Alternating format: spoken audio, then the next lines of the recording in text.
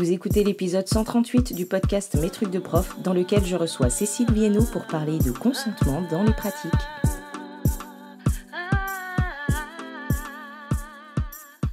Je suis Émilie Lefatan, je suis formatrice et coach professionnelle spécialisée dans l'accompagnement des professionnels de l'enseignement, de l'éducation et de la formation. Et dans le podcast Mes trucs de prof, je partage avec la communauté enseignante des réflexions, des conseils, des découvertes, avec l'intention de réfléchir et de faire réfléchir, de remettre du sens et du bien-être dans les pratiques et par ricochet dans la vie des élèves. Mes trucs de prof est disponible sur toutes les plateformes et également sur le site mestrucsdeprof.fr. Et si vous avez envie de travailler avec moi, je vous propose de faire un tour sur mestrucsdecoach.fr pour découvrir les différents accompagnements que je propose, qu'ils soient individuels ou collectifs.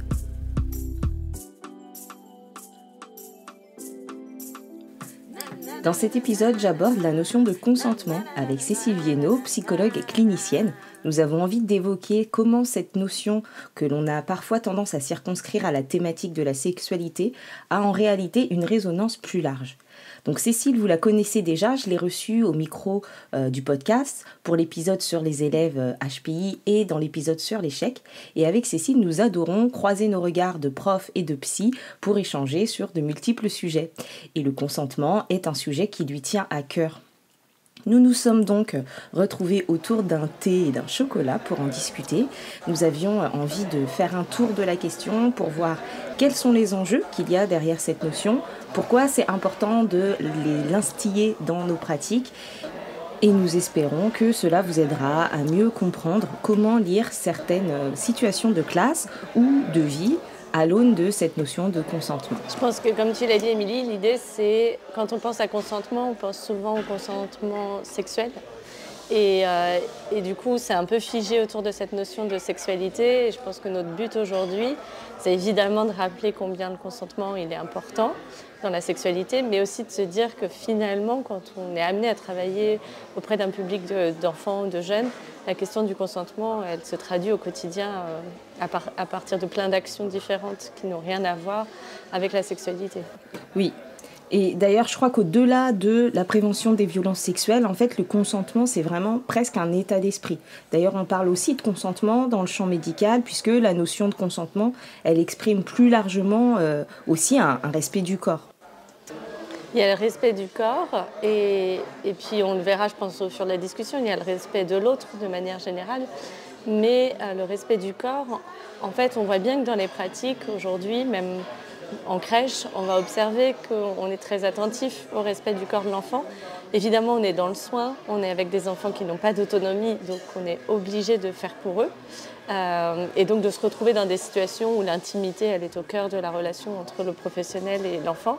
Mais on parle à l'enfant, on lui raconte ce qu'on fait avec son corps, ce qu'on va changer, ce qu'on va lui appliquer. Ça va peut-être un petit peu froid là quand on va nettoyer ses parties intimes. Évidemment, l'enfant, c'est pas lui qui va être maître de son corps à ce moment-là, mais la question du respect en se disant, voilà, je te parle de ce qui se passe pour que tu subisses pas ce qui se passe autour de ton corps, c'est quelque chose qui est aujourd'hui de plus en plus répandu dans les pratiques dès le plus jeune âge, en fait. Oui, et tu le dis très bien, c'est une question de respect de l'autre. Je te parle de ce qui se passe pour que tu ne subisses pas. Et agir dans une optique de consentement, c'est vraiment permettre à l'autre de ne pas subir. Alors qu'il s'agisse des enfants, des élèves, mais aussi des gens qui nous entourent en fait de manière générale. Et le consentement, finalement, il permet de s'assurer que l'on ne subisse pas quelque chose de non souhaité pour soi. C'est ça. Qu'on n'ait pas été... qu'on n'ait pas souhaité la chose ou qu'on n'ait pas eu le temps de penser en fait autour de ce qui se passe et qu'on nous impose quelque chose sans y mettre de sens et sans nous intégrer nous. C'est pour ça que tout à l'heure on se disait finalement ça va même être au-delà du respect du corps. C'est une forme de respect de l'émotion, du désir d'un enfant, de ce qui fait sens et de ce qui ne fait pas sens pour lui. Mm. Et quand on regarde en fait l'étymologie du mot consentement, c'est un mot qui vient du latin cum sentire, qui signifie sentir avec, et on peut y voir une sorte de lien avec l'empathie et surtout avec une idée d'être avec l'autre dans une relation, d'être en phase. L'idée c'est vraiment de réfléchir à la relation qu'on souhaite créer avec l'autre et créer une relation plus horizontale pour sortir d'une relation de subordination et d'obéissance. Et donc vraiment laisser sa place à l'autre pour qu'il puisse s'exprimer sur ce qui le concerne. Et puis l'objectif, c'est de pouvoir aller vers des fonctionnements ou vers des solutions dans lesquelles toutes les parties de cette relation se sentiront respectées et entendues. Et dans le cadre d'une classe, il y a plusieurs relations dans lesquelles on va pouvoir soit incarner cette notion de consentement, soit enseigner ou éduquer au consentement. Comme tu disais quand on préparait l'émission, il y a aussi... souvent on pense au consentement sur l'enfant en tant que tel, qui va avoir le pouvoir de dire oui ou de dire non. On pense aussi au consentement dans les relations entre enfants. On en a parlé quand on préparait l'émission de ce qui peut se passer entre deux enfants et comment on va réagir sur le fait de faire prendre conscience à l'enfant que l'autre est d'accord ou pas d'accord sur ce qui est en train de se passer. Mais ce que tu dis là à demi-mot, il y a aussi la question du rapport de l'adulte avec l'enfant et de sortir un peu du rapport de pouvoir que l'adulte peut avoir vis-à-vis de l'enfant. Oui, et le consentement, en fait, c'est entre l'adulte et l'enfant, donc dans les deux sens, de l'enfant vers l'adulte et de l'adulte vers l'enfant. C'est aussi entre les enfants entre eux, et c'est sur ce qui concerne leur corps, ou même ce qui les concerne plus largement. Et là, je pense par exemple aussi au droit à l'image, à leur production, etc. Et c'est peut-être pour ça qu'on parle de culture du consentement parfois, pour élargir la notion et sortir un peu du cadre juridique ou du cadre de la sexualité, mais avec cette idée de penser le consentement au cœur des relations humaines pour que tout le monde se sente respecté et dans la possibilité de poser des limites, de dire non, de dire oui, de donner son accord, etc., de consentir. Et puis, c'est aussi comprendre que le consentement, c'est pas seulement le moment où je dis oui ou non, c'est aussi tout le moment où on va expliquer le contexte, où on va prévenir de ce qu'il va se passer, où chacun va pouvoir s'exprimer, être écouté, et où on va faire de la place, en fait, à l'expression de l'accord ou du désaccord. Et on prend le temps de construire tout ça pour ne justement pas simplement imposer les choses sans qu'elles n'aient de sens. Et dans une classe, c'est important aussi de pouvoir prendre ce temps-là, de mettre du sens sur les choses, sur nos choix, sur ce qu'on fait. Ça va entretenir la relation avec les enfants. Oui, je pense que c'est la place de la parole aussi, quoi. C'est comment on se parle de ce qui se passe, de ce qui va se passer, de ce qui s'est passé aussi, comment on peut revenir sur des choses pour montrer que c'est pas figé. C'est-à-dire qu'un enfant, il peut avoir l'impression de ne pas être d'accord et puis finalement, sa pensée, elle évolue parce qu'il a observé, parce qu'on en a reparlé et que cette fois, la fois d'après, c'est OK.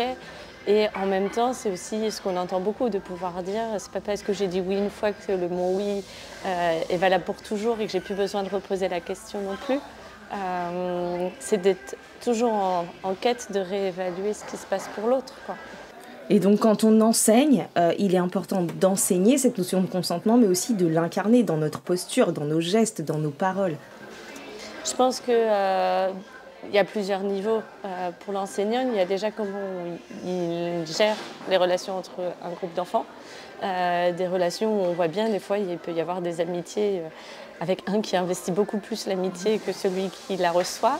Et comment on interpelle l'enfant à faire attention aussi à ce non qui n'est pas parfois dit, parce que c'est pas toujours facile de verbaliser qu'on n'est pas d'accord, mais comment on apprend à être attentif et à enseigner toute cette communication non verbale du copain qui peut-être dit rien mais semble un petit peu en retrait ou se crispe un peu ou a une mimique ou qui laisse penser qu'on n'est pas d'accord. Je pense que le rôle de l'adulte, c'est d'aider à interpeller les enfants dans leurs relations pour être attentif à ce qui se passe pour eux mais aussi à ce qui se passe pour l'autre, quoi. Ouais. Ouais, c'est vraiment dans ce sens qu'il y a des choses à voir dans les deux sens, c'est-à-dire des choses vis-à-vis de soi et vis-à-vis de l'autre. Donc c'est à la fois apprendre à se positionner soi pour être capable de dire oui ou de dire non en étant conscient des choses, des enjeux, et puis s'autoriser aussi à dire oui ou à dire non. Et puis à la fois c'est en empathie avec cette posture de je suis vigilant ou vigilante à ce que les autres font, disent, expriment, être attentif aux limites des autres et apprendre à interroger ça. Et tu parlais du rapport à l'engagement verbal, mais le fait aussi que tout n'est pas forcément verbalisé et que c'est important de pouvoir mettre des mots sur ce qu'il se passe pour les autres, pour pouvoir montrer comment lire le comportement des autres. Par exemple, en maternelle, on pourrait dire, ben tu vois, là, j'ai l'impression que ton camarade, quand il fait ça, je sais pas, qu'il s'éloigne, qu'il tourne un peu la tête ou qu'il met les mains dans le dos, etc., ben, c'est qu'il n'a peut-être pas très envie que tu fasses telle ou telle chose. Et c'est pouvoir aider les élèves à reconnaître tout ça. Et ce n'est pas qu'une question de c'est mon corps, je fais ce que je veux, c'est aussi apprendre à être vigilant et vigilante à ce qu'il se passe autour de moi et ce qu'il se passe pour les autres. C'est vraiment apprendre à se demander est-ce que les autres sont d'accord quand moi j'ai envie de faire ça ou ça ? Question parfois que même chez les adultes ou dans une équipe, tout le monde ne se pose pas systématiquement. On a envie parfois de faire des choses, on est très motivé et finalement on oublie un peu de se demander si les autres sont aussi motivés que nous. Et c'est par exemple, pour un élève, quand je veux jouer à un jeu, avant de l'imposer à tout le monde, d'apprendre à se demander et à demander aux autres si tout le monde est partant, si tout le monde a envie. Parce qu'il y a des élèves qui estiment que s'ils ont envie, c'est que tout le monde a envie. S'ils aiment tel jeu, c'est que tout le monde aime tel jeu, etc. Donc vraiment prendre l'habitude de sonder autour de soi ce qu'en pensent les autres, surtout quand on est hyper motivé. Et ça s'apprend parce qu'en plus, derrière, ça va générer des émotions, de frustration, etc. Donc il y a vraiment tout un apprentissage autour de ça. Je pense que dans ce que tu dis, il y a la dimension de l'altérité aussi, quoi. Le consentement, c'est à la fois être attentif à soi, à nos propres désirs, à nos propres limites et apprendre qu'on a le droit de les exprimer et que c'est OK pour dire non. Après, c'est aussi être attentif à l'autre. Et dans tout ce que tu décris là, c'est le consentement, c'est aussi l'éducation à l'altérité, à faire attention à ce qui se passe pour mes camarades. Il y en a qui vont effectivement dire oui, mais moi je veux. Voilà, donc je fais. Et tout le travail de l'enfance, c'est d'apprendre à inhiber un peu ses propres désirs pour être à l'écoute de l'autre et tout en trouvant l'équilibre, de ne pas toujours être non plus que dans le faire plaisir à l'autre et en même temps ne pas être que dans la jouissance pour soi. L'équilibre n'est pas si évident que ça, mais je pense que la place des enseignants ou des adultes qui interfèrent à ce moment-là avec les enfants, c'est de pouvoir aider à trouver cet équilibre-là. Il y a mon propre désir, il y a le désir de l'autre, et c'est pas aussi simple que moi je veux et l'autre il veut pas, et donc chacun reprend ses chemins. C'est aussi comment on apprend à discuter ensemble et à trouver du compromis pour que la relation elle trouve un équilibre en fait. Quoi.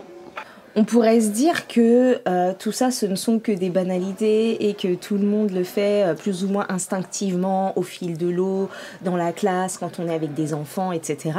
Mais en fait, il est important de prendre conscience que tout ça, toutes ces postures, tous ces gestes, toutes ces paroles, elles s'ancrent dans une culture ou état d'esprit du consentement et donc que ça aura des répercussions sur d'autres choses et notamment dans la prévention des violences sexuelles, mais pas que ça, parce que on apprend à se positionner, on apprend à dire non, on apprend à dire stop, on apprend à dire quand c'est trop, on apprend à dire quand on ne veut pas continuer, on apprend finalement à exprimer ses limites de manière générale. Et je trouve que ça prend essence vraiment dans plein de relations différentes.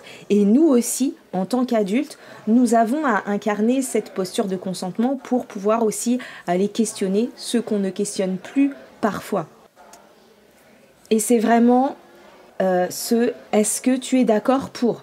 Est-ce que tu es d'accord ou est-ce que c'est OK pour toi si, par exemple, quand on veut afficher des travaux d'élèves, je sais pas, dans le couloir, on ne questionne plus vraiment ça. On ne demande pas l'accord des élèves. Moi, je me suis déjà retrouvée avec des élèves qui n'avaient pas envie que leurs travaux soient exposés pour diverses raisons, parce qu'ils n'en étaient pas satisfaits, parce qu'ils préféraient les garder, parce qu'ils n'avaient pas envie de s'exposer. Peut-être qu'il y avait quelque chose d'intime aussi pour eux.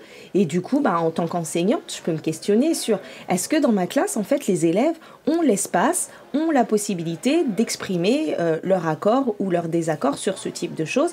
Est-ce que ce qui les concerne, eux, est parfois soumis à leur approbation ou pas, et il en est de même pour les photos, pour toute leur production, pour leur voix, qui parfois se retrouvent, on peut le voir, malgré eux, sur Internet, et nous, on se questionne pas sur, on voit pas en quoi ça leur nuit, mais néanmoins, c'est là, il y a là à mettre du consentement aussi, un état d'esprit de consentement pour pouvoir aller questionner toutes ces choses-là. Parce que c'est vrai qu'en tant qu'adulte, quand on avait prévu qu'il y ait 30 dessins affichés, qu'on s'était projeté, qu'on avait imaginé notre truc, et que finalement il y en a moins, il y en a plus que 29 ou 28, parce qu'il y en a 2 qui ont décidé de pas vouloir afficher leur truc, ça peut nous déranger, mais au final, quand on y pense, c'est pas forcément si grave. Par contre, le fait de respecter cet accord ou ce désaccord, là, ça va avoir un impact symbolique sur plein d'autres choses. Et prendre l'habitude de demander, est-ce que c'est OK pour toi si je montre ton dessin à quelqu'un d'autre, ou bien est-ce que tu es d'accord pour qu'on affiche tel ou tel travail, voilà. Et si ce n'est pas demandé, parce qu'on peut pas, parce que voilà, à minima, on peut prévenir, avertir, un peu comme ce que tu disais tout à l'heure sur le fait de dire, voilà, je vais m'occuper de toi, je vais te changer maintenant. On peut dire, on peut avertir et pas faire en sorte que les élèves n'aient pas à tout subir non plus.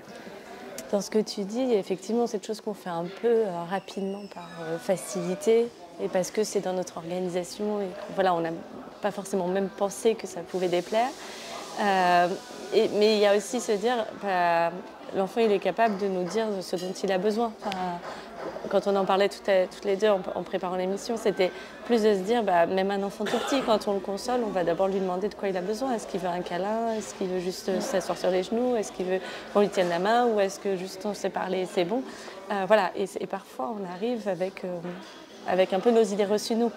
Et donc, on pense que c'est ça dont l'enfant a besoin, et on va le faire sans même prendre le temps de lui dire est-ce que tu veux ça, ou est-ce que je peux te faire un câlin? Et c'est oui ou c'est non, et à nous nous adapter. Mais comme nous, on est capable parfois, en fait, très spontanément, de dire à des enfants je sais pas, qu'on en a marre là, qu'on vienne nous trifouiller les cheveux parce qu'il y a une petite fille qui vient nous faire un câlin, qui adore ça, mais que ça fait 15 fois qu'elle nous le fait, et que du coup, il y a un moment où même nous, on n'a pas envie, on n'a plus envie, et on est capable de dire stop là, j'ai pas envie que...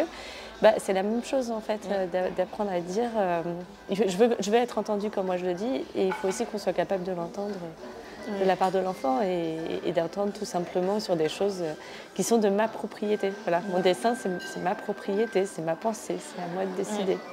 Ouais. Et je trouve que ça vient parfois bousculer notre façon de voir les choses, parce qu'on a souvent la vision de l'adulte qui doit se faire respecter, qu'il y a des choses qui ne se négocient pas, etc. Et oui, pour certaines choses, mais ça vient aussi, et c'est bien, horizontaliser un peu la relation. Ça ne veut pas dire que l'adulte n'est plus le garant du cadre et de la sécurité, et que les enfants vont avoir le choix sur tout le temps. Simplement, ça vient juste questionner un peu notre posture, et ça questionne aussi la notion d'obéissance.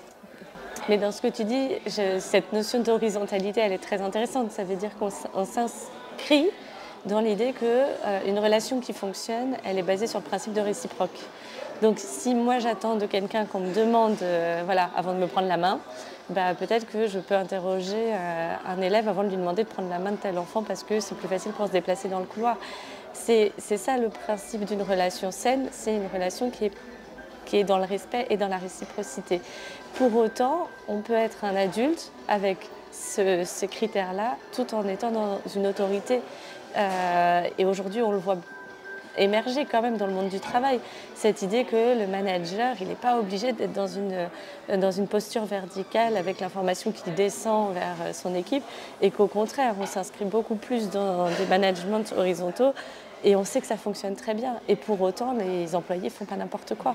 Ce serait la même idée de se dire qu'on peut maintenir le cadre d'une classe et au contraire y offrir peut-être encore plus de sécurité puisque chacun est entendu et respecté dans sa parole, entre guillemets. C'est juste qu'on a peut-être trop longtemps confondu autorité et pouvoir. C'est exactement ça.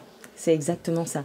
Et penser consentement, ça va donc nécessiter de re-questionner certaines habitudes, parfois certaines représentations des choses que nous avons, et des habitudes qui sont parfois instaurées sans que nous nous soyons posé la question de leur nécessité ou de leur remise en cause, de les remettre en cause. Par exemple, tu disais se donner la main. Moi, je me souviens quand j'étais petite parfois que j'avais pas du tout envie de donner la main à certaines personnes. Moi, j'ai souvenir que surtout on se dépêchait d'être en rang à côté de sa copine parce que c'est à elle qu'on voulait bien donner la main et pas aux autres. C'est ça. Et puis, en fait, il ne s'agit pas de tout remettre en cause, mais vraiment de se demander si on peut remettre du consentement ou bien du sens. Et parfois, pour des raisons de praticité et de sécurité, on ne peut pas laisser le choix sur tout, mais ça n'empêche pas d'expliquer ou de chercher d'autres alternatives. Et ça va avoir un impact sur la relation entre les enseignants et les élèves, parce qu'on va pouvoir redonner du pouvoir, justement, du pouvoir de décision aux élèves, ce qui est essentiel aussi à leur motivation et à leur implication. Et on peut chercher de nouvelles solutions ou des alternatives avec eux. Oui, et finalement fédérer un peu plus aussi sa classe à nos attentes. Mais du coup, je pense que dans cette idée de pouvoir qu'on perdrait en laissant peut-être l'enfant être trop libre de décider pour lui, il y a cette idée de glissement où l'enfant va faire ce qu'il veut et on ne peut plus accéder aux choses. Et on a évoqué cet exemple-là toutes les deux, mais de l'enfant qui ne va plus aller se laver parce qu'il décide que c'est son corps et qu'il fait ce qu'il veut.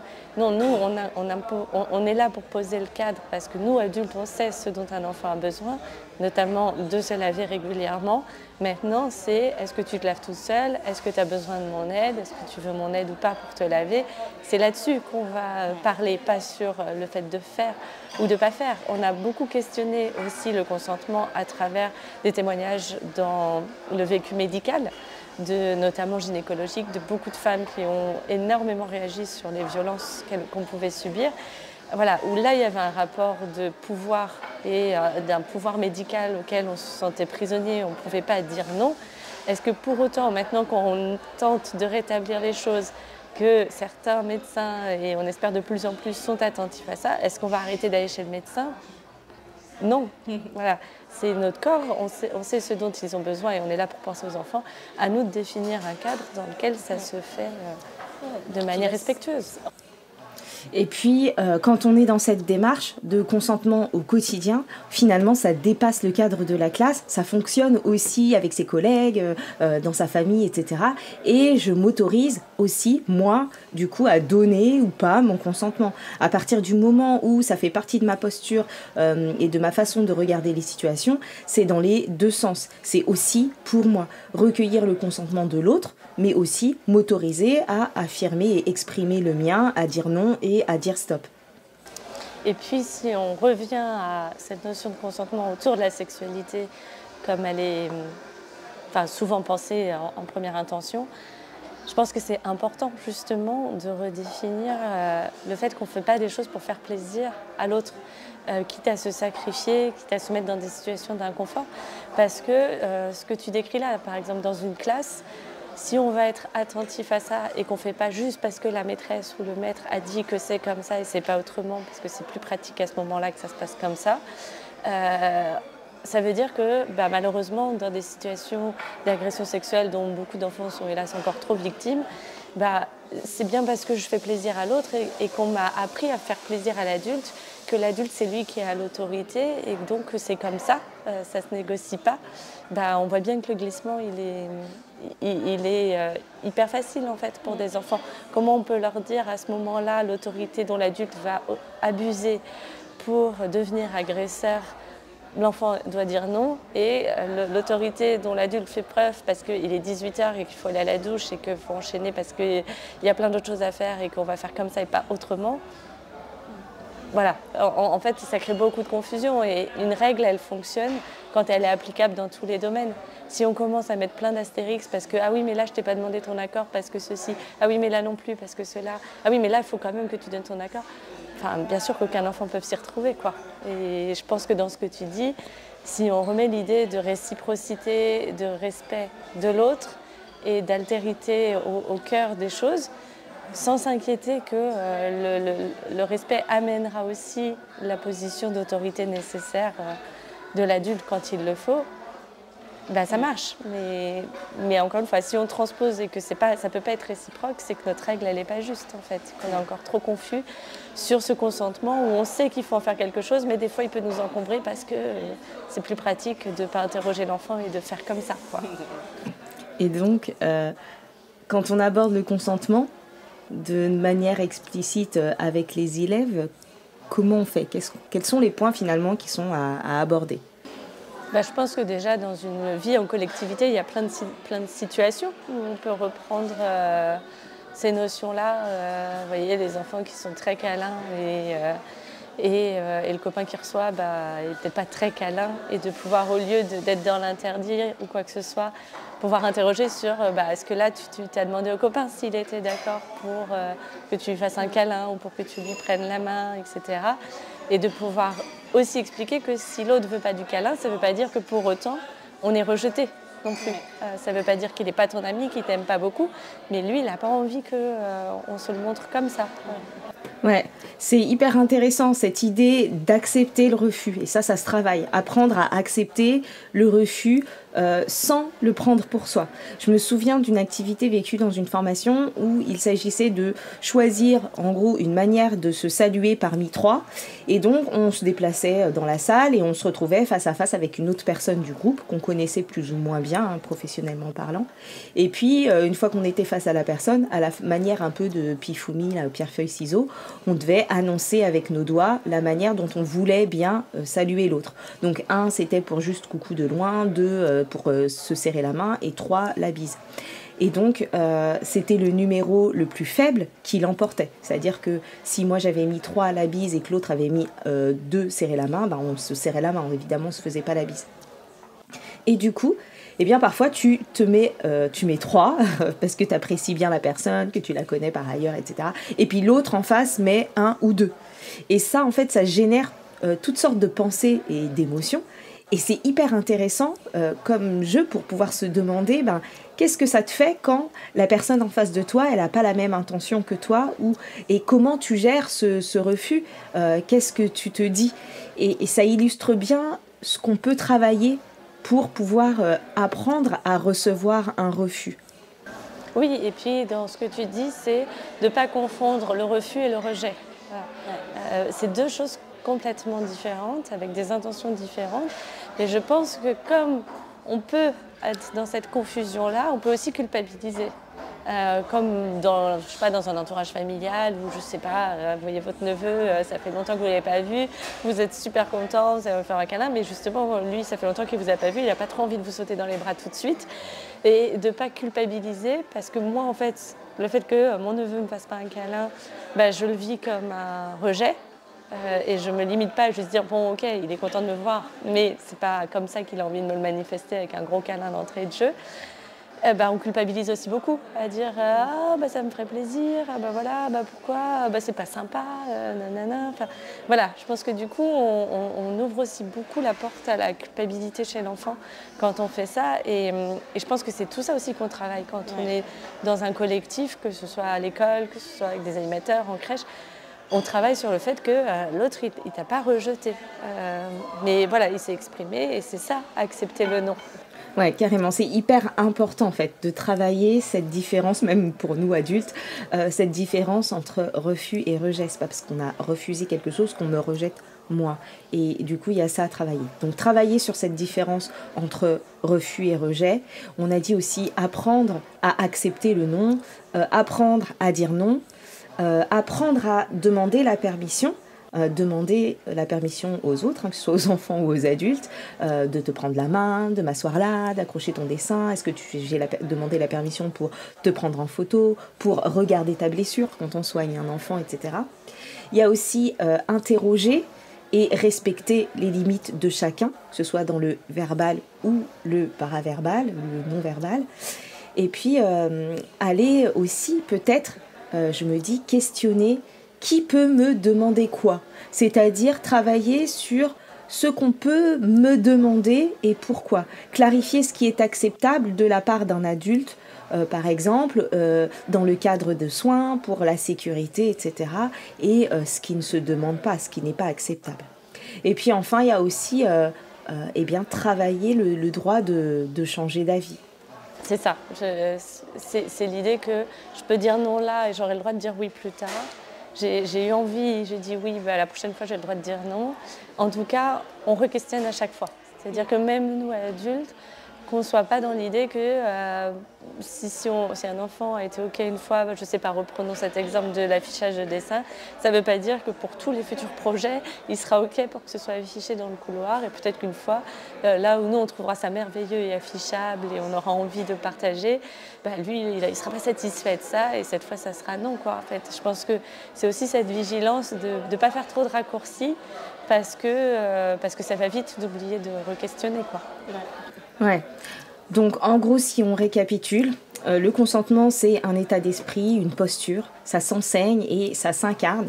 C'est savoir dire non, c'est savoir accepter le non des autres, c'est aussi demander la permission, c'est interroger et respecter les limites de chacun et chacune, c'est comprendre qu'on peut changer d'avis et puis c'est faire en sorte que personne ne subisse sans raison, sans explication, sans être averti.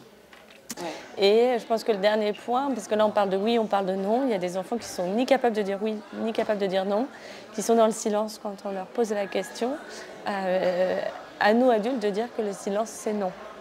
Voilà. Je pense que ça c'est une éducation importante parce que pour le coup, si on le ramène à la sexualité, le silence ne veut pas dire oui. Voilà. Et je pense qu'il y a des enfants qui n'osent pas nous répondre parce qu'ils ne sont pas forcément habitués non plus à ce qu'on leur pose la question. Ce n'est pas forcément toujours dans toutes les pratiques parentales non plus. Et donc ça peut être déstabilisant un enfant à qui on pose la question et c'est à nous de réagir sur le silence. Écoute, là tu ne m'as pas dit oui, tu ne m'as pas dit non non plus, mais comme tu ne m'as rien répondu, je pense que c'est non pour le moment, mais si tu changes d'avis, on peut changer les choses, etc. Mais quand on dit rien, je préfère penser que c'est non plutôt que de croire que c'est oui et peut-être faire quelque chose qui va être désagréable en fait. Et donc, on bannit tous et toutes désormais de notre vocabulaire l'expression « qui ne dit mot consent » parce que non, qui ne dit mot ne consent pas. Donc voilà, je crois que nous avons déjà dit pas mal de choses pour introduire cette notion de consentement. Notre intention, c'était vraiment de clarifier ce que ça pouvait être et d'élargir les représentations qu'on en a pour que tout le monde puisse s'en emparer petit à petit dans sa pratique. Parfois, il y a des personnes qui ne voient pas pourquoi ni comment on devrait en parler à l'école et qui ne saisissent pas non plus les enjeux sous-jacents. Et certains sont même parfois réticents et réticentes à l'idée d'aborder la question. Donc j'ai envie de dire qu'en réalité, c'est un état d'esprit, comme on le disait, que l'on peut adopter et qui va même au final finir par sortir de la classe. Oui, je pense que ça montre que le consentement, c'est au cœur de toute relation. Et la première relation, c'est presque entre nous-mêmes, quoi. C'est d'être consentant avec soi, de faire des choses où on se sent aligné. Et combien de fois, je pense qu'on a tous ressenti cette chose où c'est très inconfortable à l'intérieur de nous, on ne se sent pas du tout aligné et on fait malgré tout. Voilà, je pense que c'est important d'être déjà vigilant avec ce qui se passe en nous et de surtout pas l'infliger aux autres non plus, mais de faire des choses où on est un peu plus attentif peut-être à soi, ce qui nous permettra peut-être plus naturellement de faire attention à ce qui se passe chez l'autre et d'apprendre que ces sensations inconfortables, on ne doit pas les banaliser en fait. C'est comme ça et puis bon, on prend sur soi. Non, je pense qu'il faut écouter ce qui se passe à l'intérieur de nous. Ouais, complètement. Et moi, puisque la première personne concernée par le consentement, c'est soi-même, je vous invite à prendre le temps, pourquoi pas, de vous observer, ne serait-ce qu'une demi-journée, et de questionner votre relation au consentement, de questionner votre consentement, quand est-ce qu'on vous le demande, quand est-ce que vous le donnez, et puis quand est-ce que vous interrogez celui des autres, pour prendre conscience un peu de là où vous en êtes par rapport à ça. Et puis ensuite, de voir comment vous pouvez glisser un petit peu plus de consentement au quotidien dans vos pratiques. Ouais, puis je pense que pour travailler sur cette réciprocité, c'est cette idée de miroir. C'est-à-dire si ce que je demande là à un élève, par exemple, tiens, si c'était dans un autre cadre, est-ce que ça marcherait? Est-ce que moi je serais OK avec ça? Voilà, on se l'est dit avec beaucoup d'humour tout à l'heure, quitte à être un peu grotesque, mais dans la même idée où si on est avec des adultes en séminaire et qu'on leur demande de se ranger en rang par deux et de tenir la main de la personne d'à côté, est-ce qu'on serait OK forcément pour tenir la main de cette personne que je connais que depuis 4 heures ce matin? Probablement pas. Donc voilà, là on pousse un peu le truc à l'extrême peut-être, mais c'est cette idée vraiment de si je suis attentif à moi et que je veux être attentif à l'autre, il faut toujours que je renverse la situation. Est-ce que ce que je demande, c'est OK? Est-ce que si moi on ne m'avait pas demandé, je serais d'accord avec ça? On travaille beaucoup sur cette notion-là en crèche, sur les notions qu'on appelle les 12 violences, où on n'arrive pas devant un enfant avec un nez qui coule et on lui mouche le nez sans dire un mot. Voilà, souvent on lui dit il y a ton nez qui coule, je vais te moucher, t'es d'accord? Voilà. Mais on parle de ce qu'on va faire. Alors si l'enfant nous dit non, on ne va pas lui dire bon bah tant pis, puis tu vas rester avec ton nez qui coule. Mais on va expliquer que ça serait plus agréable pour lui, etc. Alors ça prend peut-être un petit peu plus de temps que juste d'arriver et faire ça, mais c'est essentiel. Voilà. Et là encore, si je transpose, mon nez coule, est-ce que j'ai envie qu'on débarque comme ça et qu'on me mouche sans rien me dire? Je ne crois pas. Ouais. Eh bien, merci Cécile pour cet échange. Je pense qu'on aurait pu en parler pendant encore 2 heures, à mon avis.